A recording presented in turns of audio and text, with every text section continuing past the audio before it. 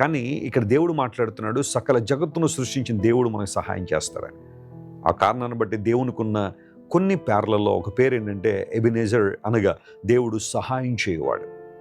ఆయన మనకు సహాయకర్తగా ఉన్నాడు. ఆయన ఆపత్కాలంలో దేవుడు నమ్ముకొనదగిన సహాయకుడని.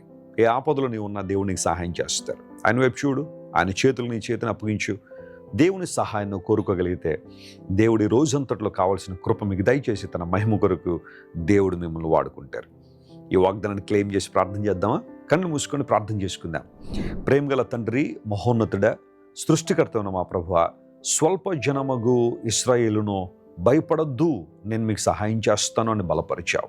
ఈరోజు మా ప్రియులు ఎంతమంది అయితే అలాంటి అనుభవాల్లో ఉన్నారు, మా వల్ల ఏం కావట్లేదు, మేము ఏం చేయలేకపోతున్నాం, ఇది నా వల్ల అయితే సాధ్యం కాదు అని ఎంతమంది అయితే అలాంటి అనుభవాల్లో ఉన్నారో వారిని మీరు నీ ధైర్యంతో నింపి, నీ సహాయంతో నింపిన ఆయన నీ మహిమ కొరకు వాడుకోనండి.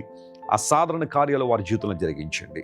నువ్వు మంచి దేవుడు అని రుజువుపరచండి. తద్వారా వారి చుట్టూ ఉన్నవారు, స్నేహితులు కావచ్చు, బంధువులు కావచ్చు, వీరి దేవుడు వీరి పక్షాన ఉన్నాడని గుర్తించినట్లుగా గొప్ప కార్యాలు చేయమని కోరుకుంటూ, ఘనత, మహిమ, ప్రభావం నీకు మాత్రమే ఆరోపిస్తూ ఈ రోజునంతా కావాల్సిన కృప మా అందరికీ మీరు దయచేయమని కోరుకుంటూ యేసయ్య నామం పేరిట అడిగి వేడుకొనుచున్నాం తండ్రి. Amen, amen, amen. God bless you dear friends. Have a wonderful day.